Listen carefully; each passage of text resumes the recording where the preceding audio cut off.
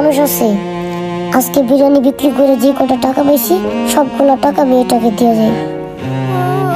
ভাই আমি একটা কথা বলি, যদি কিছু মনে না করেন।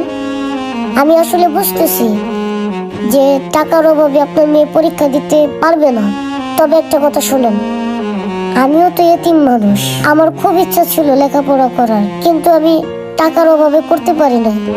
তবে আমি এখানে আসার পর যখন শুনলাম আপনার মেয়ের মুখ থেকে যে টাকার অভাবে নাকি আপনার মেয়ে পরীক্ষা দিতে পারবো না, তখন আমার কাছে খুব খারাপ লাগলো ভাই।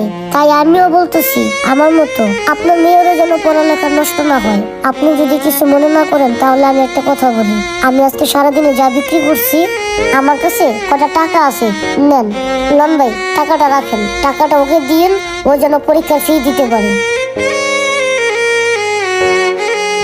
ছোট ভাই, তুমি যদি এই টাকাটা আমাকে দিয়ে দাও তাহলে তুমি আজকে কিভাবে চলবা? ভাই সেটা নিয়ে আপনি ভাবতে হইব না, আমি একটা এতিম মানুষ ভাই, আমার বাসায় কেউ নাই, শুধু আমি একা।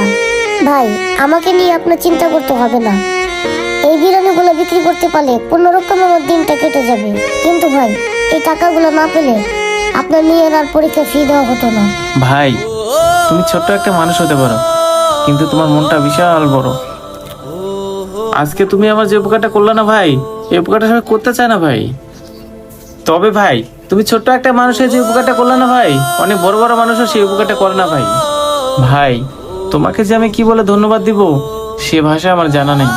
কি বলেন, আমাকে ধন্যবাদ দিতে হবে না, আমার জন্য যে একটা মেয়ে পরীক্ষা দিতে পারবে এতেই আমি খুশি।